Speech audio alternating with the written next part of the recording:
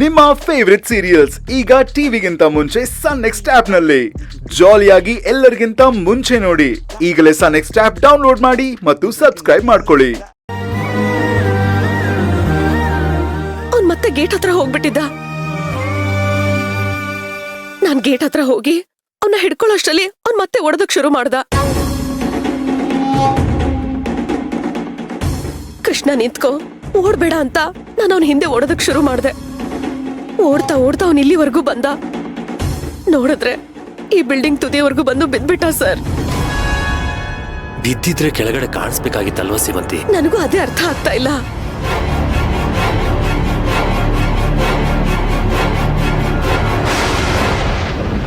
ಸುಮಾರು ಅರ್ಧ ಗಂಟೆಯಿಂದ ನಾನು ಮೇಲ್ಗಡೆನೆ ಇದ್ದೀನಿ.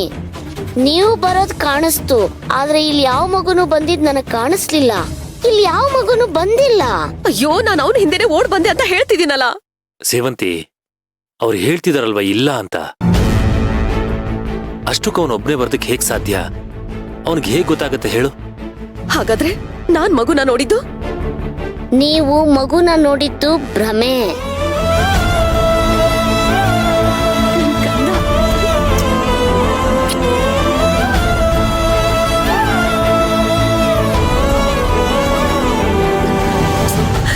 ಇಲ್ಲ ಅರ್ಜುನ್ ಸರ್, ಇಲ್ಲ, ನಿಜವಾಗ್ಲೂ ಮಗು ಇಲ್ಲೇ ನಿಂತಿತ್ತು. ಸರಿ, ಎಲ್ಲಿ ಮಗು? ಬಾ ತೋರ್ಸು. ನಡಿ. ಎಲ್ಲಿ? ನೋಡು, ಎಲ್ಲಿದೆ ಮಗು? ಸರಿಯಾಗಿ ನೋಡು.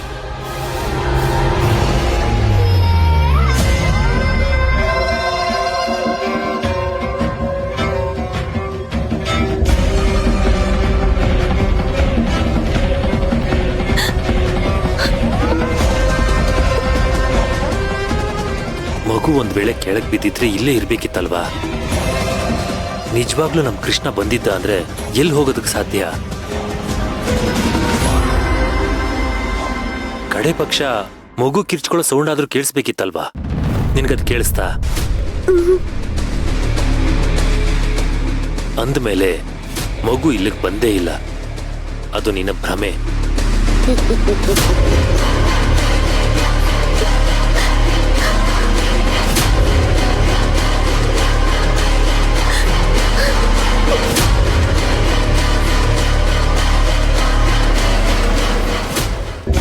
ಏನ್ ಹೇಳ್ತಿದ್ದೀರಾ ಅತ್ತೆ ನೀವು?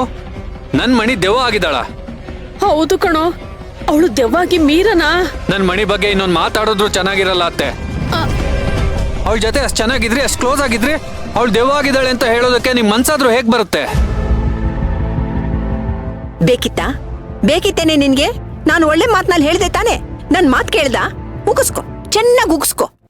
ಅಲ್ಲಿ ನೋಡಿ, ಆ ಪಾಟ್ ಅಲ್ಲಿ ನನ್ ಮಣಿ ಅಸ್ಥಿ ಇದೆ. ಅವಳು ಹೂವಾಗಿ ಅರಳ್ತಾ ಇದ್ದಾಳೆ. ದೇಹ ಸುಟ್ಟು ಬೂದಿ ಆದ್ರೂ ಆತ್ಮ ಸುಟ್ಟು ಬೂದಿ ಆಗಲ್ಲ ಕಣೋ.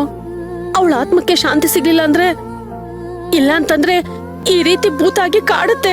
ಸುಮ್ನಿರಿ ಅತ್ತೆ, ಏನೇನೋ ಮಾತಾಡ್ಬೇಡಿ. ಅವಳಿಗೆ ಕಾಡೋ ಬುದ್ಧಿ ಇಲ್ಲ, ಅವಳದು ಕಾಯೋ ಕೈಗಳು. ಸತ್ ಮೇಲೆ ಅವಳು ದೇವರಾಗಿದ್ದಾಳೆ, ದೆವ್ವ ಅಲ್ಲ. ಅಯ್ಯೋ, ನಿನಗ್ ಮೀರಾ ಹೇಳಿಲ್ವಾ? ಬಾಲ್ಕನಿಲಿ ಪ್ರಿಯನ್ ದೆವ್ವ ನೋಡದ್ಲಂತೆ. ಹಾ, ಹೇಳಿದ್ಲು. ಆದ್ರೆ ಅದ್ಯಾವುದು ನಿಜ ಅಲ್ಲ, ಅದೆಲ್ಲ ಅವಳು ಭ್ರಮೆ. ಏನೋ ನೋಡಿ ಹೆದರ್ಕೊಂಡಿದ್ದಾಳೆ. ಮನ್ಸಲ್ಲಿ ಭಯ ಅನ್ನೋದೊಂದು ಕೂತಿದ್ರೆ ನೆರಳು ಕೂಡ ಭೂತದಾಗ ಕಾಡುತ್ತೆ. ಮೊದ್ಲು ನಿಮ್ ಮನ್ಸನ್ನ ಚೆನ್ನಾಗಿಟ್ಕೊಳ್ಳಿ. ಇನ್ನೊಂದ್ಸಾರಿ ಮಣಿನ್ ದೆವ್ವಾಗಿವ ಅಂದ್ರೆ ಚೆನ್ನಾಗಿರಲ್ಲ. ಏನು ನೀನು ನನ್ಗೆ ಅವಳು ಕಂಡ್ರೆ ಆಗೋದೇ ಇಲ್ಲ ಅನ್ನೋ ರೀತಿ ಮಾತಾಡ್ತಿದ್ಯಲ್ಲ. ಈ ಮನೇಲಿ ಎಲ್ರಿಗಿಂತ ಅವಳ ಕಂಡ್ರೆ ನನ್ಗೆ ತುಂಬಾ ಇಷ್ಟ ಕಣೋ. ಅವಳು ಸತ್ತ ಮೇಲೂ ಅವಳ ಆತ್ಮಕ್ಕೆ ಮುಕ್ತಿ ಸಿಕ್ಕಿಲ್ವಲ್ಲ ಅಂತ ಬೇಜಾರಷ್ಟೇ. ಅಲ್ಲ ಕಣೋ, ಗಂಡಾಗಿ ನೀನ್ ಪೂಜೆ ಗೀಜೆ ಮಾಡಿಸಿ ಅಂತ ಅನ್ಕೊಂಡ್ರೆ ನೀನ್ ನನ್ಗೆ ಬೈತಿದ್ಯಲ್ಲೋ.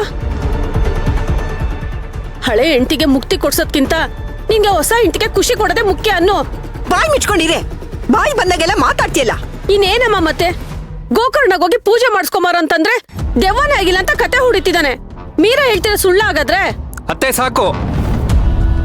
ಇನ್ನೊಂದ್ಸತಿ ಮಣಿನ್ ದೆವ್ವಾಗಿವ ಅಂದ್ರೆ ನಾನಂತೂ ಸುಮ್ನೆ ಇರಲ್ಲ. ಶಾಂತಿ ಮಣಿಗಲ್ಲ, ನಿಮಗ್ ಮಾಡ್ಬೇಕಾಗತ್ತೆ. ಏನೇ ನೀನು ಮೊದ್ಲೇ ಅವನು ನೋವಲ್ಲಿದ್ದಾನೆ ಅಂತದ್ರಲ್ಲಿ ನೀನ್ ಏನೇನೋ ಮಾತಾಡ್ತೀಯಲ್ಲ. ಅಯ್ಯೋ ಕಲ್ಪನಾ, ಯಾವ ಸಮಯದಲ್ಲಿ ಏನ್ ಮಾತಾಡ್ಬೇಕು ಅಂತ ಇವಳು ಗೊತ್ತಿದ್ದಿದ್ರೆ ಈಗ ಎಲ್ರ ಕೈಲೂ ಹುಗುಸ್ಕತ್ತಾ ಇರ್ಲಿಲ್ಲ. ತಲೆಲ್ ಬುದ್ಧಿನೇ ಇಲ್ಲ ಇವಳಿಗೆ. ಅಯ್ಯೋ, ಎಲ್ರು ನನ್ನನ್ನೇ ಬೈತಿದಾರಲ್ಲಪ್ಪ. ಇವ್ರ ಹತ್ರ ಯಾಕೆ ಬಂದು ಹೇಳಿದ್ನೋ ಏನೋ. ಥು, ಈ ಕರ್ಣನ್ ಕೈಲಿ ಪೂಜೆ ಮಾಡ್ಸೋಣ ಅಂತಂದ್ರೆ ಇದು ಆಗ ತರ ಕಾಣ್ತಾ ಇಲ್ಲ. ಇಲ್ಲಿಂದಾನೇ ನಿನ್ಗೊಂದು ನಮಸ್ಕಾರ ಮಾಡ್ಬಿಡ್ತೀನಿ ಕಣೆ ಪ್ರಿಯಾ. ನನ್ನ ಹತ್ರ ಮಾತ್ರ ಬರ್ಬೇಡ್ವೆ.